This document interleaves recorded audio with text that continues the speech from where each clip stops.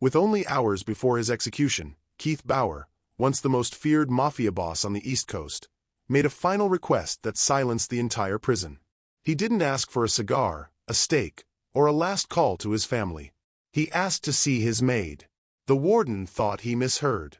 A man who built an empire on blood and fear wanted to see a maid? The request spread through the corridors like wildfire. Guards traded puzzled glances. Officers whispered under their breath. No one could make sense of it. But Keith didn't blink.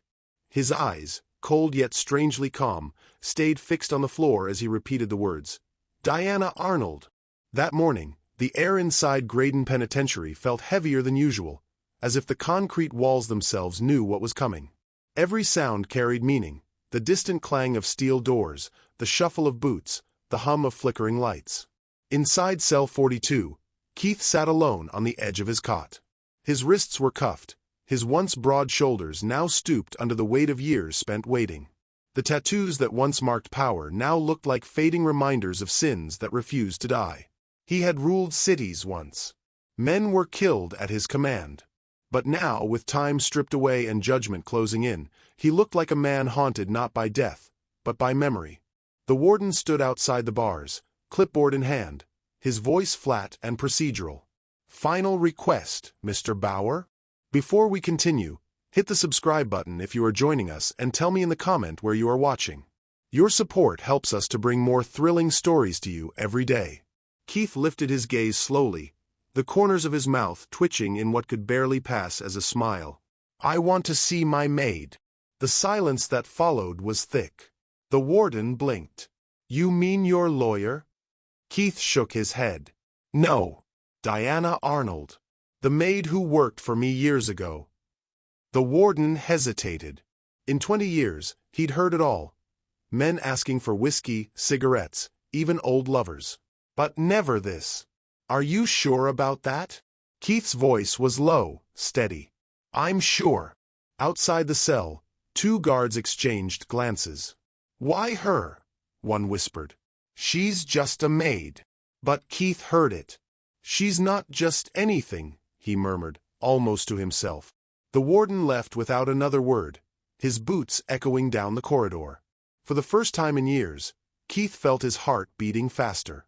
Beneath the surface calm, something else stirred, regret, perhaps, or something that looked too much like hope. In the control room, the debate began. "She's not family. Not clergy. It's irregular," one officer argued. Another leaned back in his chair. "He's got 12 hours left. If that's what he wants, let him have it." "It's a security risk," someone else added. "We don't know who she is." The warden said nothing. He looked down at Keith's file, over 200 pages thick. Murder, extortion, trafficking. A lifetime of power and blood. But there, buried deep in the record, was a handwritten note from years ago. "Housekeeper, Diana Arnold. Loyal." No, he hesitated. For a moment, the man who once ruled with iron silence looked lost. "Because before I die, I needed to see the only person who ever looked at me and didn't flinch." Outside the glass, the warden exhaled slowly. The guards said nothing. And somewhere deep within the prison, a clock struck midnight, marking not just the countdown to an execution, but the beginning of a reckoning neither of them could escape. Rain poured like it had been waiting for this day. The wipers cut slow, rhythmic arcs across the windshield as Diana Arnold sat in the back seat of the prison transport car. Her hands rested on her lap, steady, disciplined, the same way she'd held them years ago when standing behind the Duke Mansion dining chair, waiting for orders that never came kindly. Graydon Penitentiary loomed ahead through the fog, a slab of stone and silence surrounded by towers and wire. The car turned through the gates, and the guard at the checkpoint barely met her eyes as he waved them through. She couldn't blame him. No one wanted to look too long at a woman heading toward a condemned man. Diana's face was calm, unreadable, but her reflection in the glass betrayed her, eyes wet not with tears, but with memory. As the car moved deeper inside, the world outside blurred into scenes that lived only in her mind. A flash, the Duke Mansion bathed in golden light, its marble floors gleaming under chandeliers. Her brother, Peter, laughed in the servants' quarters, saying they'd work here just long enough to save up for college. He was 19. Too young to understand that when you worked for Keith Bauer, you didn't quit. Another flash. Keith's voice, cold and commanding. No one leaves until the mess is cleaned. The mess had been a body that night. Her brother's. Her fingers twitched slightly on her lap. The car hit a bump, pulling her back to the present. She had never gone to the police. No one did. You didn't speak against Bauer. You survived him. She'd spent years pretending she didn't remember his face, his voice, the way his men moved through the house like shadows with guns. But now, sitting in the car that carried her back to him, every detail came alive again. The driver cleared his throat. You knew him for a long time? Diana blinked. Too long. He nodded but didn't push. The rain softened into mist as they approached the main building. Floodlights washed the prison walls in white. A line of guards waited by the gate, their expressions tight. She stepped out slowly, her boots touching wet concrete. The warden stood waiting. Miss Arnold. Warden Hayes, she said with a polite nod. Her voice was calm, professional. Thank you for coming on short notice. I didn't come for him, she said. I came for peace. The warden studied her for a moment, unsure how to respond. This way, please. As they walked through the corridor, the sound of her footsteps echoed, sharp and deliberate. Every step felt like a test of will. The air smelled faintly of metal and bleach. Prisoners' voices murmured from distant cells, blending with the low hum of fluorescent lights. Through the glass panels on the right, she caught glimpses of the world she'd left behind. Men in chains, eyes hollow from years of regret. For a fleeting second, she wondered if Keith looked like them now. Halfway down the hall, her mind slipped again into the past. She's back in the Duke Mansion kitchen, scrubbing blood from the floor. The water turns pink, then red. Keith stands by the window, his shirt stained, his gun still warm. Your brother made a mistake, he'd said quietly. I don't forgive mistakes. Her voice was shaking then. He didn't deserve to die. Keith had looked at her, not with cruelty, but with something colder, certainty. Neither did I. But here we are. That was the last night she saw him, until now. Miss Arnold. The warden's voice pulled her out of it. They'd reached the visitation chamber, thick glass, a metal table, 2 chairs. The kind of place where final words lingered in the air long after the people were gone. She stood still for a moment, staring at the room. Her heartbeat was slow but heavy. The guards opened the door. Inside, Keith waited, the same man, yet not the same. His face was older, thinner. His eyes, once sharp with command, now seemed washed out by years of guilt and time. The chains around his wrists gleamed in the light. When he looked up and saw her, something flickered across his face. Surprise, maybe even relief. She didn't sit immediately. She stood there, studying him, as if trying to confirm he was real. Diana, he said, his voice low. You came. I did, she answered, walking slowly toward the chair opposite him. You asked for me. I wasn't sure why. Keith smiled faintly. Neither was I. Until I saw you. She looked down at the chains. So this is where kings end up. He chuckled weakly. You always did have a sharp tongue. I learned it from watching you talk to the people you hurt. The smile faded. Silence stretched between them, thick, unspoken. Behind the glass, the warden observed quietly. The camera above recorded every gesture, every breath. But what it couldn't capture was the current in the air, the strange stillness of 2 lives colliding after years apart. Keith leaned forward. I know what you think of me. You don't know anything about me anymore, she said softly. He studied her, searching for anger, maybe even hate. But what he found instead was weariness. You could have said no, he murmured. You could have stayed away. I almost did, she admitted. But running never stopped the nightmares. The hum of the light filled the silence. Keith's fingers twitched slightly, the chain clinking. I can't undo what I did, Diana. But I can tell you why. She lifted her gaze, meeting his eyes for the first time. Then start talking. The room fell quiet again, the kind of quiet that sits before a storm breaks. Outside, the rain picked up, slanting against the barred windows in sheets. The world beyond the prison faded into blur.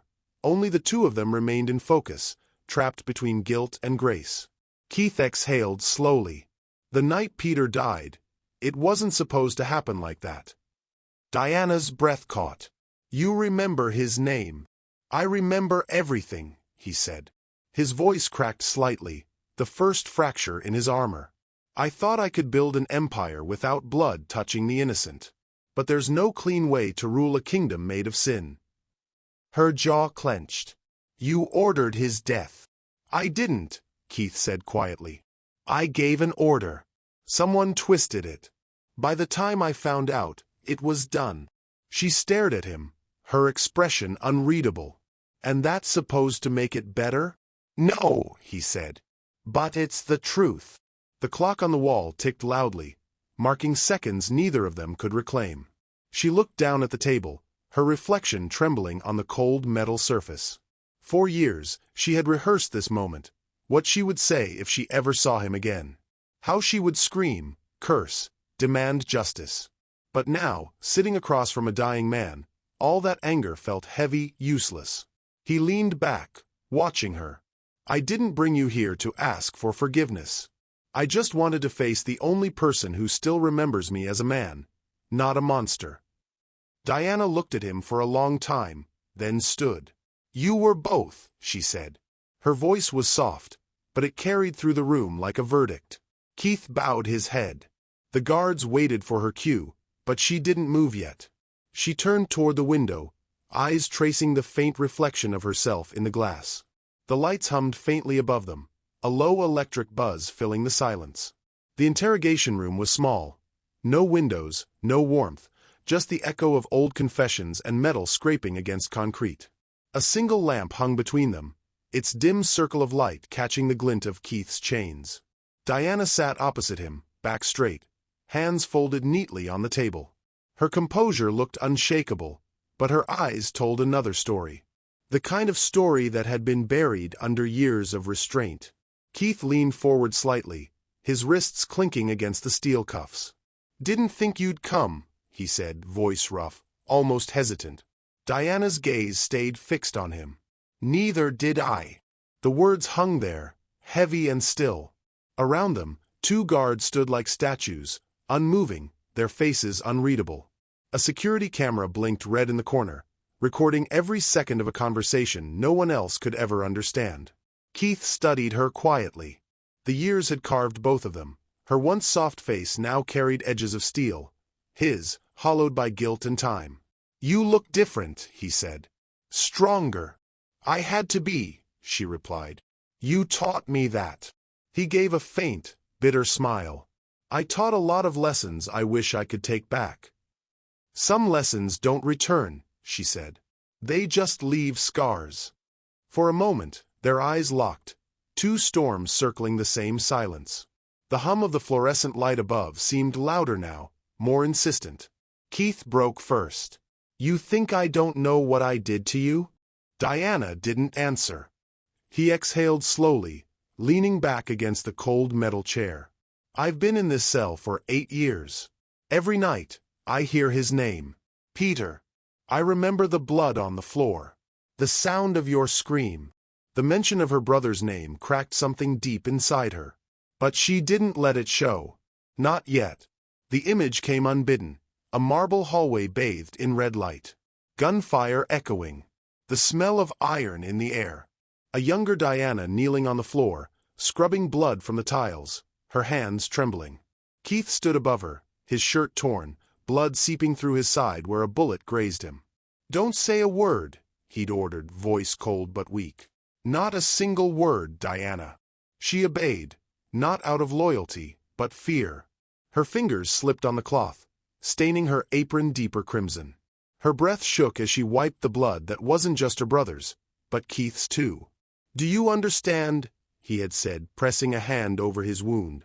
Yes, sir, she whispered, though her voice was breaking. And then he'd looked at her, not like a boss, not even like a man, but like someone realizing for the first time that power had destroyed everything it touched. The image faded. The sound of her heartbeat slowly returned to the rhythm of the room. Keith's voice broke the silence again. "You never told anyone. You could have." Diana's eyes lifted. "And said what? That the man everyone feared had killed a boy for disobeying him? That his maid had seen it all and lived to clean the blood?" He swallowed. "You didn't deserve that burden." She leaned in slightly, her tone steady, precise. "Deserve had nothing to do with it. You made the rules, remember? You decided who lived, who served, who disappeared." His gaze fell to the table. "And I've been paying for it ever since." She studied him, the lines etched deep into his face, the hollow behind his eyes. "Regret isn't payment, Keith. It's just a memory of wearing chains." That hit him harder than she expected. He looked up, pain flickering across his features. "You sound like someone who's forgiven me." Her expression didn't change. "I haven't." Silence. Only the rain tapped faintly against the roof somewhere far above them. Keith's breathing grew shallow. "Then why are you here?" "I wanted to see the man who ruined 2 lives, mine and Peter's, and lived long enough to regret it." He nodded slowly, accepting the blow. "Then you've seen him." For a long moment, neither spoke. The air between them thickened, heavy with things neither could undo. Keith finally broke the stillness. "I thought dying would be easier than this." Diana's tone softened, not with pity, but with quiet finality. "Death isn't punishment, Keith. Living long enough to face the truth is." He closed his eyes, the muscles in his jaw tightening. A tear slipped down before he could stop it. Diana rose slightly from her chair, her voice calm, deliberate. "You once told me the world only respects power. You were wrong. It respects peace, and you never learned how to live with it." Her words cut deeper than anger ever could. Keith looked up at her, eyes rimmed with exhaustion. "You sound like Peter," he whispered. "He said that once." Her breath caught. "You remember that?" "Every day." His lips trembled faintly. "I hear him saying, 'You can't control people forever, Mr. Bauer. One day someone will tell the truth.' And he was right. That someone was you." The room went still again. For the first time, Diana's eyes softened, just enough to let something human slip through. "Then maybe he didn't die for nothing." Keith nodded slowly, tears pooling in the corners of his eyes. "No, he didn't." A guard stepped forward, signaling that time was nearly up.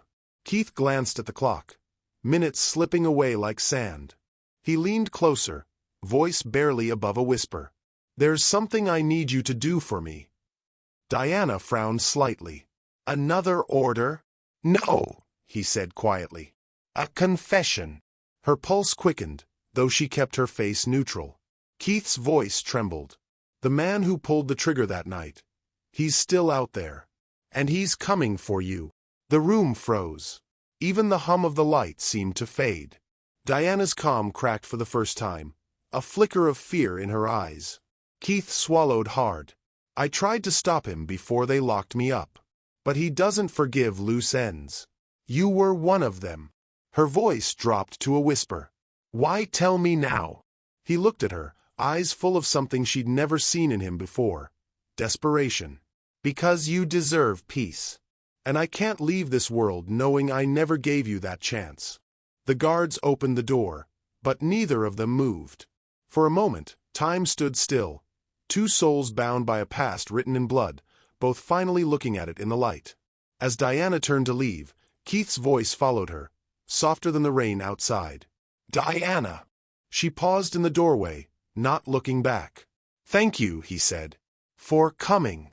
She stood there, a long breath escaping her lips. "Goodbye, Keith." And with that, she walked out, her reflection vanishing from the glass as the door closed behind her. The camera light blinked red, steady and silent, as if recording not just the moment, but the weight of everything they could never say. The echo of the closing door still lingered in the air long after Diana left the room. Keith sat unmoving, staring at the metal table as if her shadow still lingered there. Minutes passed. Then the door opened again. She had returned. The guards shifted uneasily, but the warden nodded once, allowing it. Diana stepped back into the room, her posture calm, her eyes unreadable. Keith straightened, the faintest glimmer of something like hope in his expression. "Didn't expect you back." "I didn't leave," she said quietly, settling into the chair again. "Not really. There are things that need saying." He nodded slowly, a heaviness settling over him. "Then say them." She exhaled, eyes fixed on the table between them. "You remember that night? The one when you took out your rivals, the Carsons and the Greys. I was there." Keith's jaw tightened. "Everyone remembers that night." "No," she said. "Not like I do." The hum of the light deepened. For a moment, neither spoke. Then she continued, her voice steady but low. "There was a child upstairs, crying. I heard him through the vents while I cleaned the marble. His father's blood was still on my mop." Keith flinched, a muscle in his cheek twitching. "I never saw him," Diana went on, "but I remember his voice. He couldn't have been more than 6. He kept calling for his dad. You were in the study, still holding the gun." Keith's hands clenched slowly, the cuffs biting into his skin. The mansion had been silent but for the rain. Thunder rolled across the coast, muffling the sound of gunfire moments earlier. Diana moved through the hall, her hands trembling around the cleaning bucket. The air stank of gunpowder and whiskey. In the study, Keith stood before a mirror, the faint smoke still curling from the barrel of his pistol. His reflection stared back at him, blood splattered across his collar. On the floor behind him, 2 men lay still, the carpet soaked dark beneath them. He didn't speak when Diana entered. He just gestured toward the mess with the gun still in hand. "Clean it," he muttered. She knelt, her breath short and shallow. The sound of scrubbing filled the silence, rhythmic, mechanical, like penance disguised as work. Keith watched himself in the mirror, eyes hollow. The reflection moved its lips first, before he realized he was whispering. "They were going to kill me first." Diana didn't answer. A faint cry echoed from above. A child's sob, thin and distant. Keith froze. His head tilted slightly, listening. Then he looked away, set the gun down on the desk and muttered, "Keep cleaning." Keith rubbed his wrists, eyes unfocused. "I remember the crying," he said softly. "I told myself it didn't matter, that it was business." Diana's voice carried no judgment, only quiet truth. "It mattered. To him. To me. You just didn't let yourself feel it." He swallowed hard. "You think I didn't feel?" Her eyes lifted to his. "I think you buried the feeling so deep, you forgot where you left it." A long silence. Keith exhaled, voice breaking. "I never thanked you. For that night. For not running. For staying." "You were bleeding," she said. "I couldn't leave you there." "That's not what I mean," he replied, his voice low. "You could have turned me in. You should have." "I tried once," she said quietly. "But fear has its own leash." He stared at her for a long moment, the truth dawning slowly. "And yet, you came back today." "I came," she said, "because you asked. And because, despite everything, you kept me employed when others would have thrown me out. Even when the others called me weak.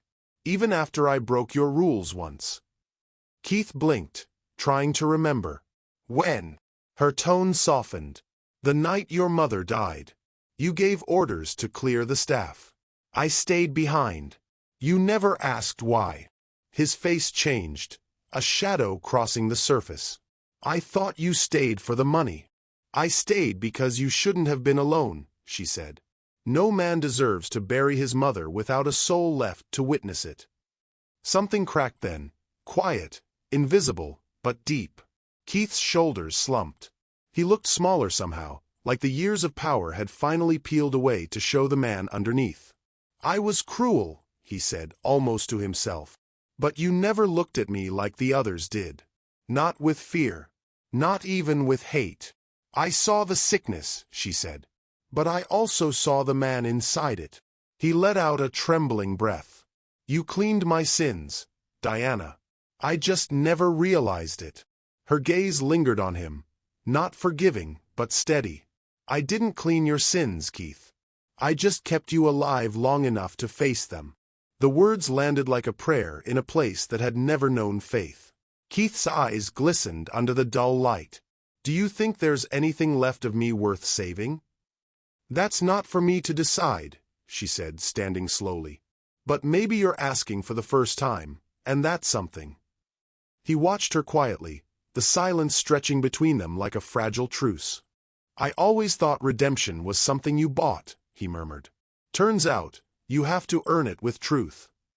She gave the faintest nod, her voice soft but firm. Then start there, Keith. Start with the truth.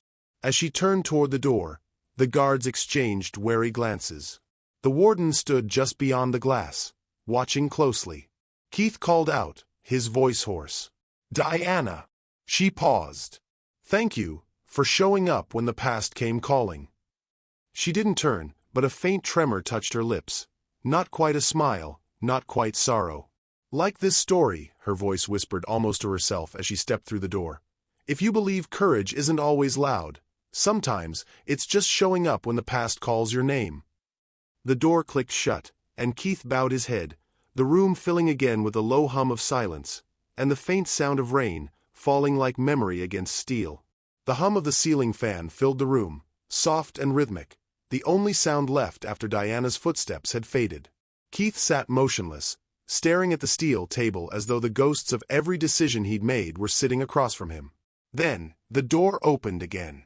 She entered quietly, her presence steady but charged with something new, purpose. The guards stood back as if they could even feel the weight of what she carried. Without a word, Diana reached into her small navy bag. The faint rustle of paper cut through the silence. She placed a single folded letter on the table between them. Its edges were worn, the paper faintly yellowed, touched by time and truth. This, she said, her tone low, was left in your study the night they took you. Keith's brows furrowed. My study. Diana nodded. It was hidden under the drawer in your desk. I found it the morning after the arrest. I didn't read it at first. I was afraid it would only bring more blood. But after everything, you deserve to see it. Her hand lingered for a moment on the letter before she pulled back. Keith stared at it, as if it were something alive, something dangerous. Slowly, he reached forward, the chains around his wrists clinking softly. He unfolded the paper. His eyes scanned the first lines. And then they froze. It was written in familiar handwriting, bold, sharp, confident. Rico, he whispered. His old lieutenant. His most trusted man. The letter was short, a confession of sorts. A declaration from a man too cowardly to speak the truth in daylight. Rico admitted to planting evidence after the murder of the federal agent, to frame Keith. He wrote that he'd struck a deal with the feds, trading loyalty for immunity, the life of his boss for his own freedom. Keith's grip tightened. The paper trembled in his hands. Diana watched him quietly, eyes unflinching. Go on, she said softly. Read the rest. Keith's voice cracked as he did. They wanted a name. Someone big enough to bury the case. Someone they could make an example of. I gave them yours. I told them everything, real or not, because I knew they'd never stop looking until someone paid. The words bled into one another as Keith's breathing quickened. He looked up at Diana, fury simmering behind the shock. He sold me out. Rico, the man I pulled from the gutter. The one I fed, clothed, protected. Diana's gaze was calm, almost cold. And now he lives under a new name. The government protects him. Keith's eyes went wide. Witness protection? She nodded. Somewhere in the Midwest. Maybe living quietly. Maybe raising a family. The sound that left Keith was low and guttural, a half-laugh, half-snarl. A family, he muttered, while I rot in a cage waiting for a needle. He slammed his cuffed fists against the table, the metal ringing through the room. The guards stiffened, but the warden gestured for them to stand down. Diana didn't flinch. She just stared at him, her voice steady as stone. You built a kingdom of fear, Keith. Now you know what it feels like to live in it. He froze. The echo of her words hung heavy, as if they'd been carved into the air itself. Keith leaned back slowly, his breath ragged. You think I don't know? He asked, voice breaking. You think I haven't replayed every death, every betrayal, every damn decision that brought me here? Diana's silence was enough. He looked back down at the letter, running his thumb along the ink, his voice dropping to a whisper. Rico was like a son to me, and he turned on me the same way I turned on everyone else. Maybe this is what I earned. Maybe, she said, her eyes softening, but only slightly. Or maybe it's just what happens when the truth starts clawing its way out. The warden shifted behind the glass, uneasy. There was something raw about this exchange, something beyond protocol. Keith folded the letter again, his hands trembling. Why now? He asked. Why show me this? Because I wanted you to see the full circle, Diana replied. You always said loyalty was everything. That betrayal was the only sin you couldn't forgive. But maybe this isn't about forgiveness anymore. Maybe it's about finally seeing what loyalty costs. Keith let out a long breath, staring at the dull metal of the table. He took everything. My name. My life. My peace. Diana leaned forward slightly. Peace was never something you had to lose, Keith. It was something you refused to look for. His eyes flicked up to hers, tired but searching. You really think peace can find a man like me? I think, she said gently. It just did, in the form of truth. He looked at her for a long time, the fury draining from his expression, replaced by something far heavier. I don't know what scares me more, he said quietly. That I was betrayed, or that I understand why he did it. Diana's gaze softened. Maybe that means you're starting to see yourself, not as the man you were, but the one you might have been if someone had stopped you sooner. Keith gave a bitter smile. And now it's too late. She shook her head. Not if the truth still has breath. For a moment, neither spoke. The sound of rain outside returned. Faint, relentless. Finally, Keith pushed the folded letter back toward her. Keep it, he said. You found it. You decide what it's worth. She looked down at the letter, then back at him. It's not about what it's worth, she said softly. It's about what it reveals. As she stood, Keith's voice followed her. Diana, why are you really here? Her eyes lingered on him for a moment, the faintest flicker of something. Sorrow, maybe, or unfinished purpose. You'll know soon, she said. When it matters most. She turned to leave, the guards opening the door for her. Keith watched her go, the letter's ghost still burning in his mind. For the first time in years, he didn't feel angry, only hollow. And in that hollow space, truth began to echo. The rain hadn't stopped. It drummed against the windows of the prison hallway, a steady, cold rhythm that carried the weight of everything left unsaid. Keith sat alone at the steel table, the folded letter still in his hands, though he hadn't opened it again. He didn't need to. Its truth had already burned itself into his memory. When the door opened, he didn't look up at first. But the sound of her footsteps, soft, deliberate, drew his eyes. Diana stepped back into the room, the same quiet authority in her presence. For a long moment, they just looked at each other, two souls bound by things neither of them had chosen. Keith finally spoke, his voice rough. Why did you bring this to me now? Her gaze didn't waver. Because it was time. Time for what? He asked, leaning forward. To reopen wounds that never healed? To tell me I was betrayed? Or to watch me fall apart? Diana's tone was calm, but her eyes flickered with something deeper. None of that. I brought it because there's one more truth you need to hear. Keith tilted his head. And what truth would that be? She hesitated, just for a breath. Then she said it. My brother once served you. The room went still. Keith blinked. Your brother? Yes, she said. His name was Samuel. You called him Sammy back then. Keith's eyes darted away, searching through years of memory. Men with guns, laughter in smoke-filled rooms, blood on concrete. And then his expression changed. Recognition. Horror. Keith's voice faltered. He took a bullet for me. Diana nodded slowly. He did. The walls of the interrogation room seemed to close in. Keith's mind dragged him back into that night, that narrow alley, that deafening chaos. Rain pouring, thunder cracking above the rooftops. Keith ducking behind a car, his pistol empty, his breath ragged. Rico shouting orders. A trap sprung too perfectly. And then, Samuel.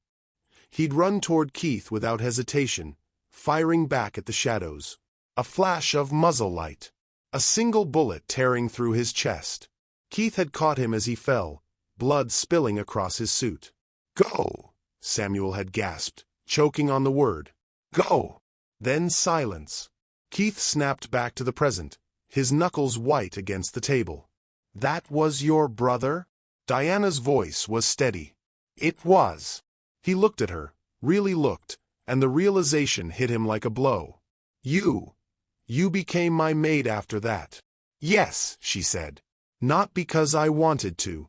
Because his debts followed him even in death. You owned everything we had left. The house, the little savings he'd kept. Becoming your maid was the only way to pay what he owed. Keith's jaw tightened, guilt crawling through every word. I didn't know. You didn't care, she replied quietly. Back then, men like you never asked why people served you. You only cared that they did. Her calmness cut deeper than any anger could have. Keith leaned forward, chains clinking as he spoke. All this time, you were his sister. Diana nodded once. And all this time, you were my punishment. The words hit the air like a confession. Raw, final, and impossible to take back. Keith sank back into his chair, eyes glistening but unblinking. I don't know what to say. There's nothing left to say, Diana said softly. Samuel believed you were a man worth dying for. I believed he was wrong. For years, I told myself I'd serve you until I found the proof. Until I saw the monster he died for. Her voice cracked slightly, but she didn't look away. And I did. Every day in that mansion. Every order. Every night you come home with someone else's blood on your cuffs. Keith shut his eyes, his throat tightening. He was a good man, he whispered. Better than I deserved. Yes, she said. He was. Silence filled the room again, thick and heavy, as if even the air knew the gravity of what had just been laid bare. Keith's hands trembled. If I could change it. You can't, she interrupted, her voice firm but not cruel. You can only understand it. He looked up at her, desperation in his eyes. Is that why you came here? Tell me this. To make me feel what you felt. Diana shook her head. No. I came because for the first time, I think you might actually feel it without being told to. The rain outside softened to a drizzle. The thunder faded somewhere beyond the walls. Keith drew a slow breath. You said you found the letter in my study. That night. Why didn't you turn it in? You could have cleared my name years ago. She hesitated before answering. Because I didn't want to clear it, she said. Not then.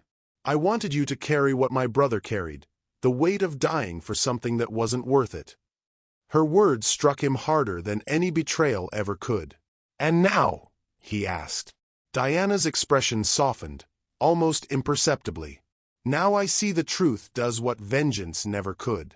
It breaks what's left of us, so something else can finally begin. For a long while, neither spoke.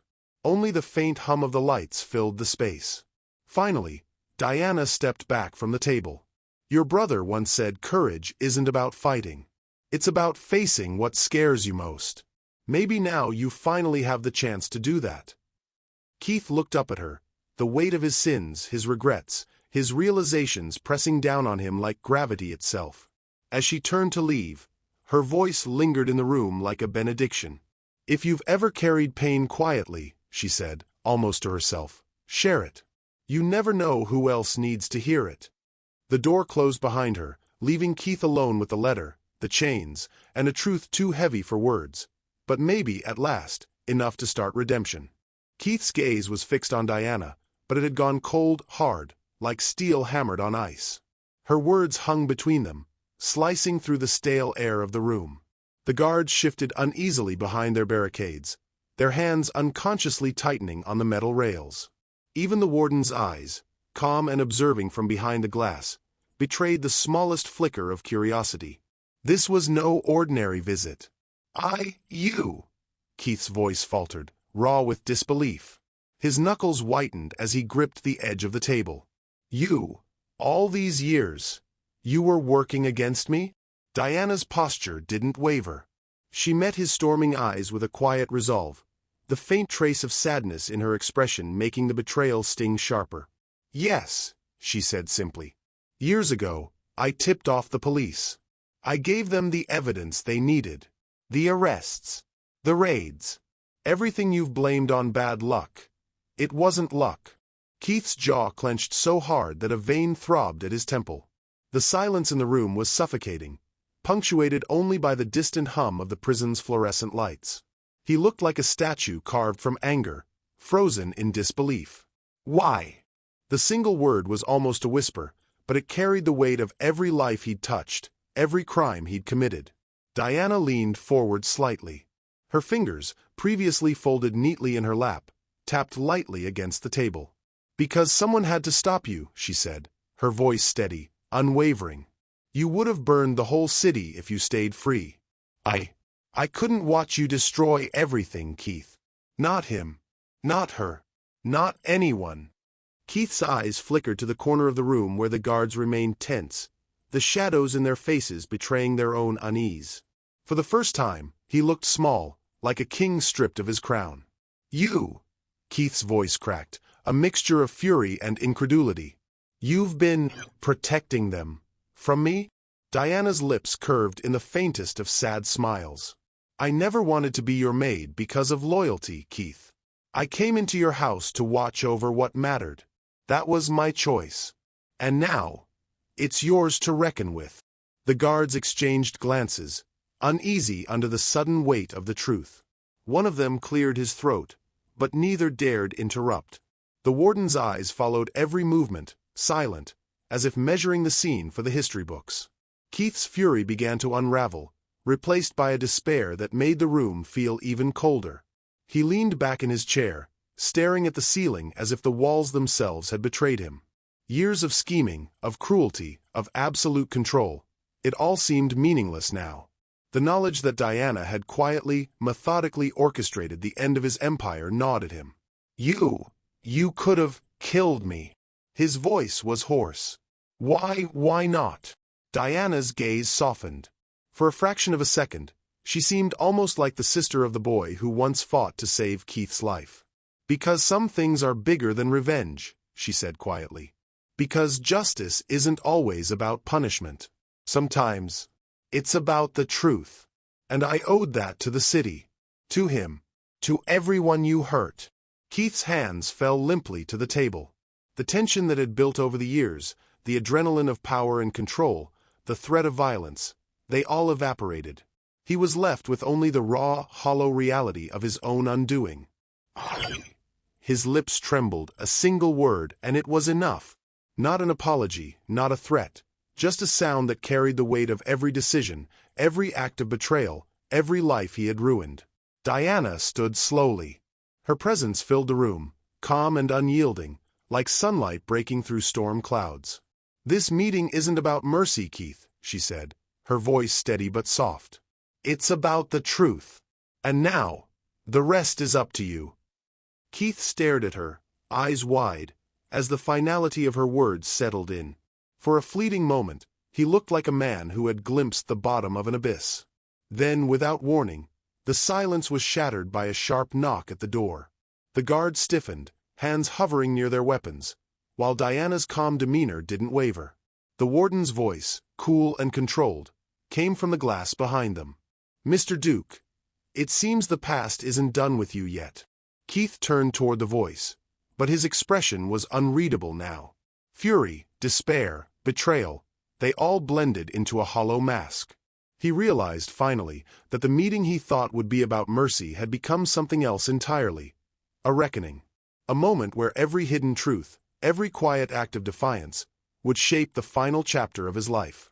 Diana's gaze lingered on him for a long, deliberate second. Then she walked to the door, pausing just before she stepped through. "Goodbye, Keith," she said softly. Or, perhaps not. The door clicked shut behind her. The room felt emptier, colder, yet the weight of her confession pressed down on Keith like a storm he could not escape. He was alone now, with nothing but truth and consequence. Keith's hands trembled on the table, his knuckles white, the veins on his forehead pulsing with a frantic rhythm. His chest heaved as if the very air had betrayed him. You betrayed me," he rasped, the words barely more than a guttural whisper. Diana's eyes softened, yet held a steel-like resolve.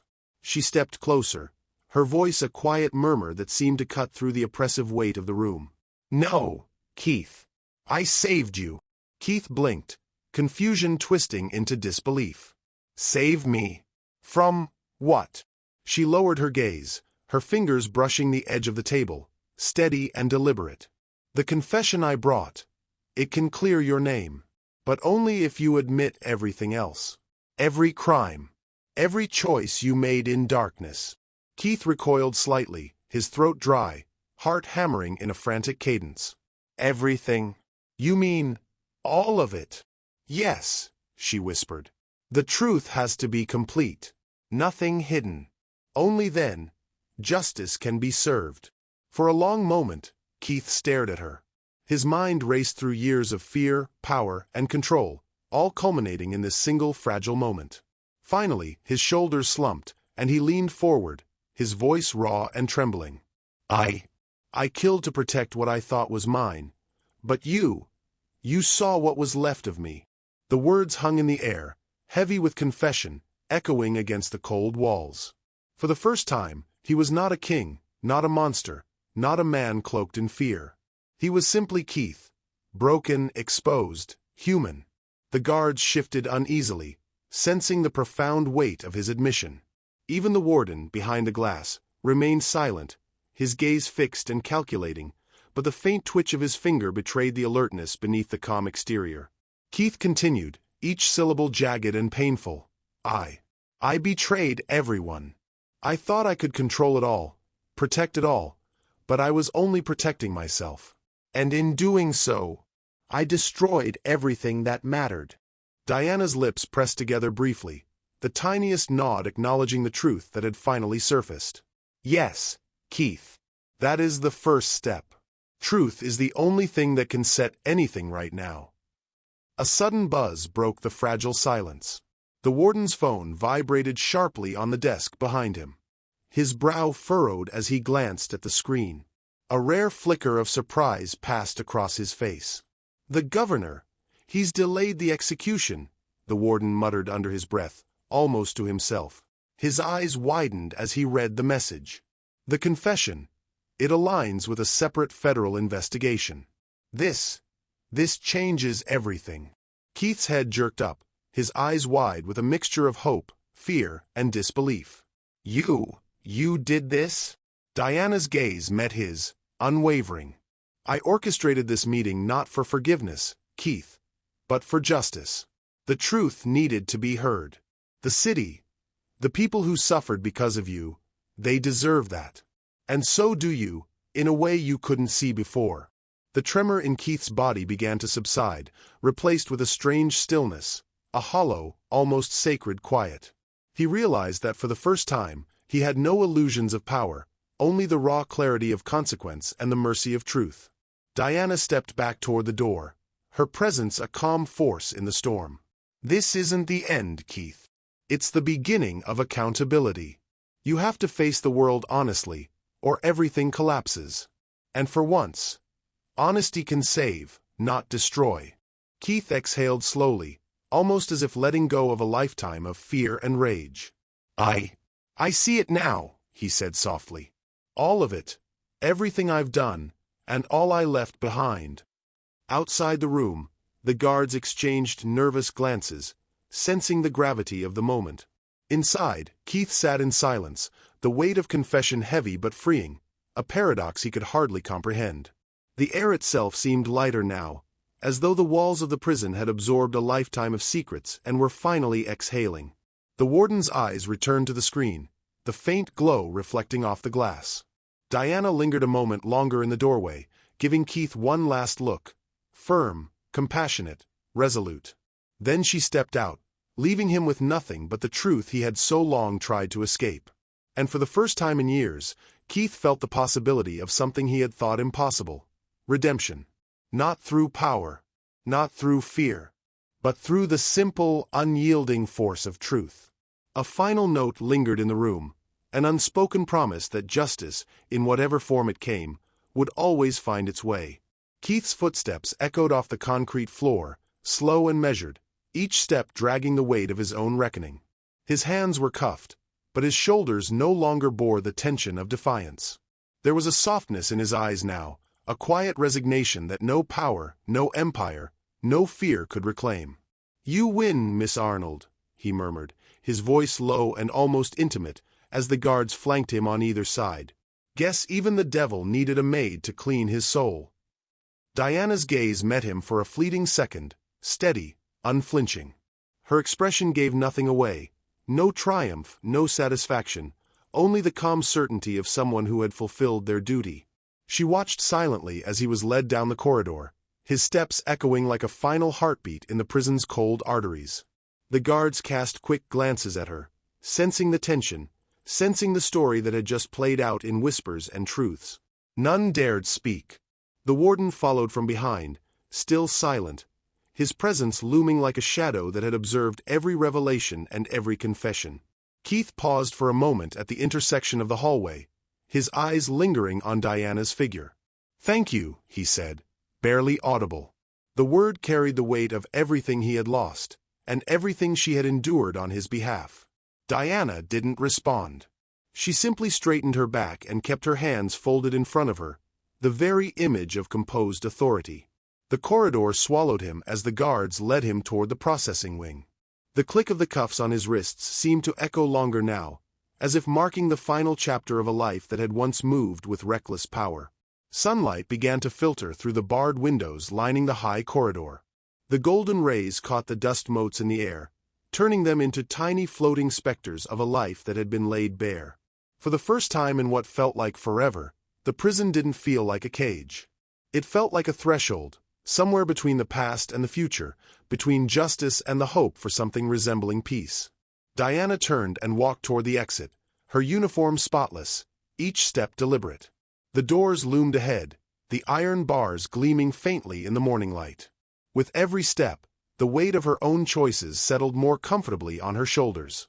She had walked into a storm, faced the devil himself, and left with nothing but truth in her hands. Outside, the first rays of dawn broke across the horizon, painting the sky with soft hues of gold and pink. The city, still asleep, awaited the day unaware of the battles fought behind the prison walls. The chill of the morning air brushed against Diana's face, but she hardly noticed. She had faced fire, betrayal, and the darkest depths of a man's soul, and she had emerged untouched, unwavering. She paused for a moment at the threshold, looking back at the prison one last time. Its walls, once oppressive, now felt like a monument to the choices people make when faced with the impossible. Her reflection caught in the glass of the doors, calm and composed, a figure who had balanced justice and mercy on a razor's edge.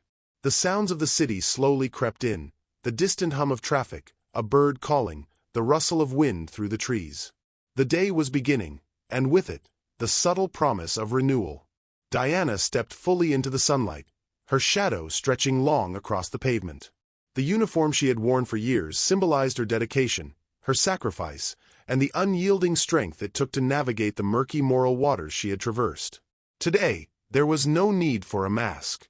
Today, the world would see her simply as herself. Behind her, the prison loomed, silent and patient. Inside, Keith was being processed, yet his own transformation had begun, the reckoning of his actions, the surrender to truth. Outside, Diana's path was clear. She walked forward, the morning light bathing her in the quiet triumph of a battle fought not with fists, but with conscience. As she disappeared into the awakening city, the dawn stretched across the horizon like a promise. The last sunrise had come, not for one, but for all, a day where justice, truth, and resilience intertwined. And somewhere, in the warmth of the new light, the echoes of confession, forgiveness, and consequence would linger, reminding the world that even in darkness, the first rays of dawn always arrive.